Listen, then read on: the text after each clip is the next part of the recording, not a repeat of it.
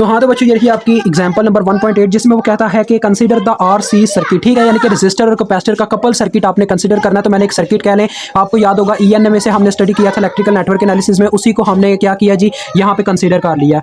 तो ये बुक के अंदर लिखा हुआ है, आपके सामने मैंने बुक ओपन की हुई है साथ में, ठीक है। ये देखें क्या स्टेटमेंट है ज़रा। In figure we regard VST as the input signal and VCT as the output signal, यानी कि जो VST यानी कि सोर्स वोल्टेज है उनको इनपुट के तौर पे लिया जा रहा है, और VCT यानी कि जो कैपेसिटर अपने अंदर वोल्टेज स्टोर कर रहा है उसको हम आउटपुट समझेंगे, ये वो कहना चाह रहा है। Then we can use simple circuit analysis, तो हम सिंपल सर्किट एनालिसिस का इस्तेमाल करेंगे ताकि हम क्या कर सकें, डिराइव कर सकें इक्वेशन इनपुट और आउटपुट के दरमियान ओहम्स लॉ की मदद से, ठीक है बच्चों। तो चलो आओ इसे स्टार्ट करते हैं, बस हमने इक्वेशन को डिराइव करना है इस क्वेश्चन में, और कोई काम नहीं है। तो चलो आओ स्टार्ट करते हैं। तो बच्चों आपको पता है अगर मैं यहाँ पे क्या करता हूँ, KVL अप्लाई कर देता हूँ, समझे मेरी बात, KVL। तो KVL के थ्रू ही इक्वेशन लिखी जा सकते हैं, बुक वाले तो डायरेक्ट लिखी हुई है, मैं आपको KVL के थ्रू लिख के दिखाता हूँ। देखो यहाँ से हम चलना स्टार्ट करते हैं, apply KVL at this loop, ये आप लिख लीजिएगा, ठीक है।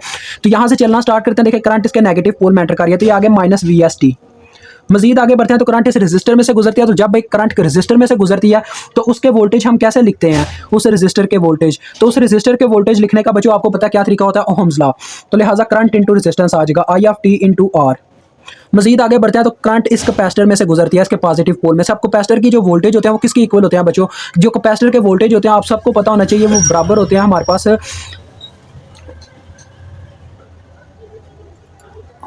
तो लिहाजा बच्चों हमें इसके वोल्टेज का फार्मूला तो चलो हम अप्लाई कर सकते हैं, लेकिन उससे पहले हम क्या करते हैं जी, वोल्टेज का फार्मूला अप्लाई करने की बजाय इसके डायरेक्ट क्या लिखते हैं, VC वोल्टेज के नाम से इसे प्रेजेंट अभी कर देते हैं, VCT, ठीक है बच्चों। यानी कि इसके क्रॉस जो वोल्टेज है वो है हमारे पास VCT। इसका बाद में फार्मूला डिसाइड करते हैं, तो ये आ गया VCT इज इक्वल टू 0, क्योंकि पहले हम करंट का फार्मूला बनाते हैं बच्चों, ठीक है।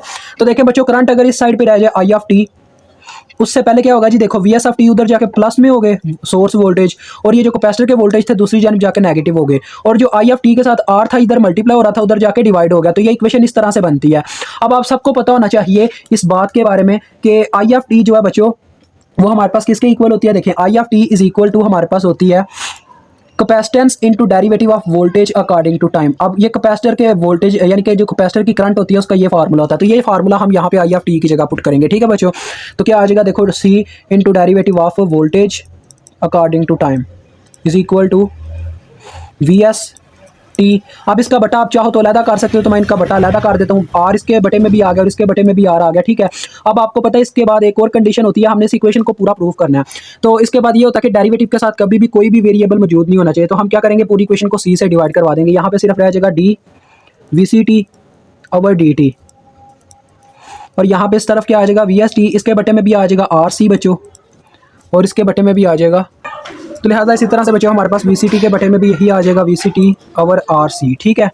अब हमारी इक्वेशन का सिनेरियो क्या होता था, आप सबको याद होना चाहिए, उसका ये सिनेरियो था कि जो कैपेसिटर के वोल्टेज हैं और जो डेरिवेटिव के साथ वोल्टेज हैं वो एक साइड पे होने चाहिए, यानी कि एक इक्वेशन की एक साइड। तो इसको इसी साइड पे रखूंगा और इनको उठा के उधर ले जाऊंगा, और ये इक्वेशन का देखें वही सिनेरियो बन गया। 1/RC अलहदा मैंने लिख लिया, और VCT ये इधर आके प्लस हो गए ना, क्योंकि इधर माइनस में थे उधर आके प्लस हो गए, तो ये VCT। ऐसे ही हम इसको लिख देंगे, और आप इसको मिला के देख सकते हो, अगर आप निकालो ना इसका यानी कि series combination of AC RC circuit, तो आपको यही उसकी इक्वेशन मिलेगी, ठीक है बच्चों। तो ये आपका क्वेश्चन हल हो गया।